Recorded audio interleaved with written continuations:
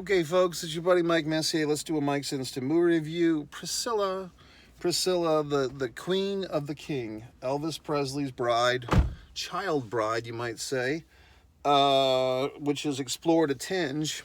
So that's controversial. You know, I kind of did something I normally don't do. I watched an interview with the actual Priscilla Presley with Piers Morgan, such a sophisticate. And, you know, basically I kind of forgot, but yeah, I think it was about a year ago that Lisa Marie, Elvis's daughter, passed away at a young age. I think just hours after the movie Elvis last year won some type of award. Interesting that a movie a year ago, Elvis, such a high edited, loud, exciting movie Elvis was last year. This movie is really an interesting inverse. I don't think they used any Elvis music in this movie. I think they used other music of the eras presented. They used a really spoiler. They used a nice Dolly Parton, her original version of "I Will Always Love You" as the end. I thought that was very poignant. But it did feel like this movie went out of its way to kind of be much different than the Elvis film, because this was like the behind the scenes stuff. We do see some, obviously it's about Priscilla, her point of view, but of course Elvis is why we're here. Let's be honest. It's not about the years that Priscilla, after she had divorced, it's not about Priscilla doing the fucking Naked Gun movies, okay? Or whoever else she's had romance with after Elvis. It's about her Elvis years, her young years. And that might be the problem initially, but it's a reality. 14 years old when she's first wooed by Elvis on the German military base. Yes, it was a different time. And I think that's one thing that, Piers Morgan was trying to ask good old real Priscilla about. In this day and age, 2023, moving into 2024, a famous, well, what the fuck? Was it Aaliyah 20 years ago? Rest in peace, that she had an older man. Was that R. Kelly? I'm trying to be hip with all these references. So you do see some of this stuff. But that, I don't know. Could you pull that off now, or would you want to? Probably not. And Elvis and Priscilla probably not these days either. But wasn't it Jerry Lee Lewis that married his 14-year-old cousin? So Elvis, I think he waited, I guess, till Lisa, fucking Priscilla was 17. I'm not sure when she got pregnant with Lisa Marie, maybe 18 or 19. But you do see Lisa, God, I'm getting the names mixed up. You do see Priscilla kind of becoming the queen of this kingdom that is Graceland. She kind of fills the void somewhat of Elvis's mother, Grace, I guess, who passed away before Elvis met Priscilla. I think what I learned, I don't know if I learned anything, but the perspective of this whole movie, one part of it that I think people forget, or at least I do, with Elvis, and I do enjoy his music and the concerts and so forth. I'm not a fanatic of Elvis, but I do enjoy Elvis's stuff. The guy was a pill popper. Let's be honest, okay? This movie kind of illustrates that. He's also pushing some of these pills on a young Priscilla. Even I think on their first date or their first encounter, he's putting a pill in her hand for her to stay awake in school, which was the fucking 9th grade. So, depending on how you see these things, but as Priscilla explained in her interview, this was, 1960. So things were different. People were experimenting with drugs and sex and all these wonderful things. So it's just cultural differences. So when you try to put today's framework of ethics and morality and legality on the past, it's not always a perfect fit. Okay, folks? And that's the other thing with this type of thing. Look, I was the only one in the theater for this. I had seen a previous movie tonight. I saw a doubleheader. I saw Thanksgiving. That movie had a pretty big crowd. I go to see the Priscilla movie. I'm the only one in the theater. So I'm telling you, maybe this thing, and that could be a remote situation, but I don't know if it could be a thing where as the years go by, topics, things that we used to think people would care about forever, Elvis, like maybe that was a bigger deal 20 or 30 years ago than it is now. As you get further and further away, does the asshole kid who listens to fucking Taylor Swift or One Direction or whoever the fuck else, is that kid going to give a flying fuck about Priscilla? And the person that probably does give a flying shit about Priscilla, are they going to leave the comfort of their couch and their Netflix and chill to actually go to a movie theater and see a movie? Hence lies the rub. So this movie might do quite fine as far as home viewings, but the generation, the baby boomers, and perhaps the youngsters of Generation X and so forth, the people that would give a flying fuck about Priscilla and her movie, are they going to come to the theater and pay money to see it? I kind of feel not, because just based on my little experience here, okay? As you get further and further away from these iconic things, people give a shit less and less. That's just how things work, okay? I'm sure there was something that happened in 1955 or 1890 that was a big deal at the time. You know what I mean? Like Charlie Chaplin slipped on a banana peel and everybody gave a shit for a week back in 1926, but now nobody does. That's just how things operate. The time keeps moving. So with this, I don't know. I enjoyed the movie. It moved at a slower pace. I mean, definitely a counter to the... I'm suffering from tooth pain right now, by the way, in case you're wondering. But yeah, so the movie moves at a slow pace.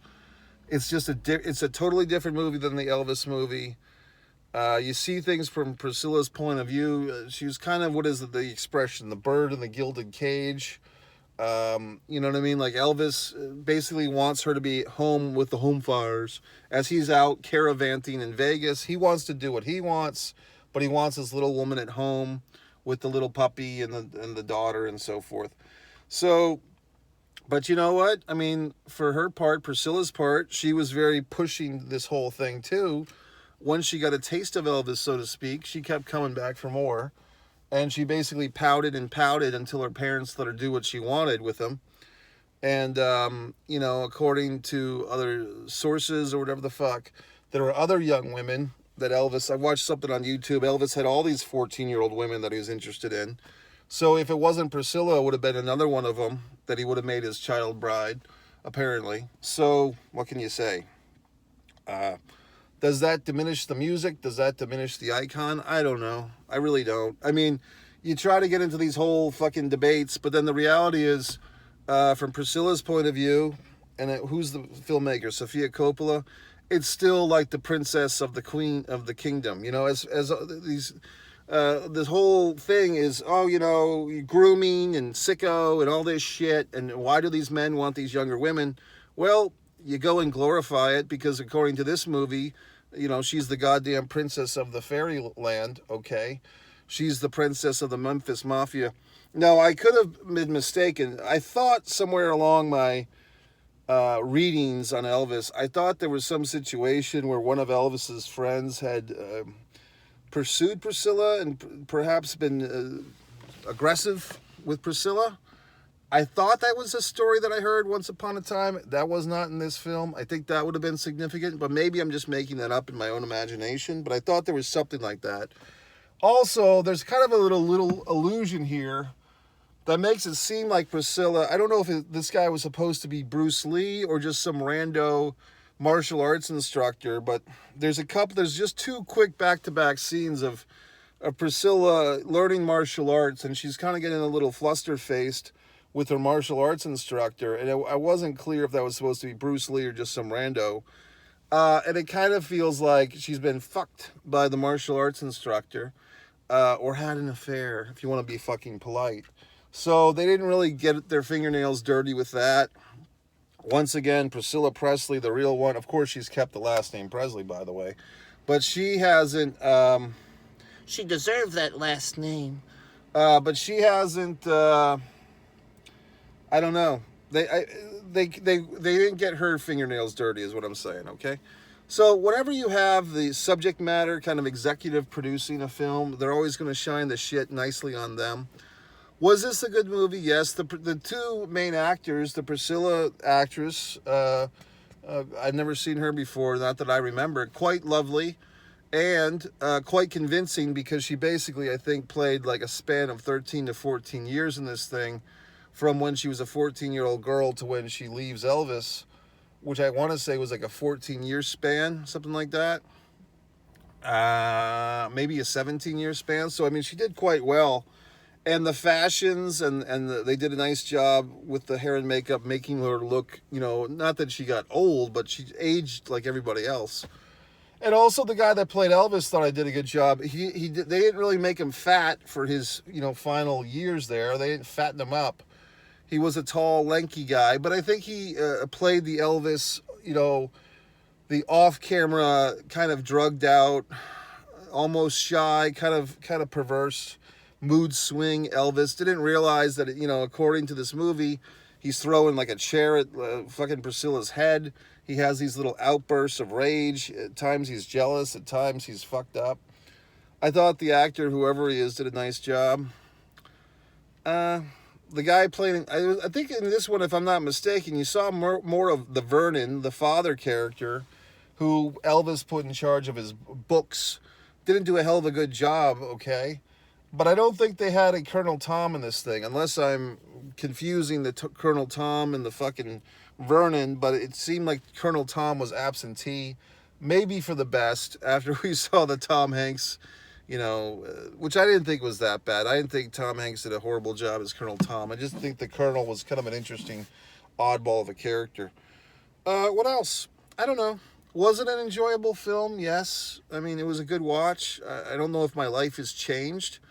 I'll give it 3.5 stars. I think for the material that they had, they did the best they could.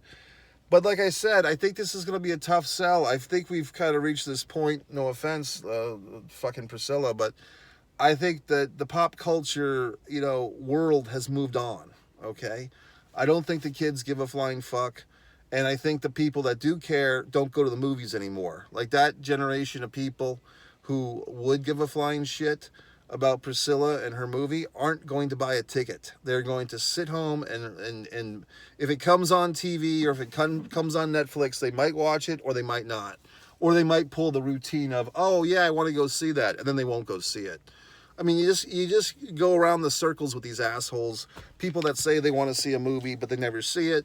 People that say they're going to do something and they never do it. And then you just kind of realize they're not going to do what they say. They're not going to see what they say they're going to see. They're not going to read my goddamn books like they say they're going to. So you just give up on people because they have no value. Okay, folks, that's it. Merry fucking Thanksgiving. It's your buddy Mike Messier, MikeMessier.com. Buy my books. Subscribe to all my channels. Like all the things that I do. Follow me on all the social medias. MikeMessier.com. Scroll to the bottom. Stand me on social. Happy Thanksgiving!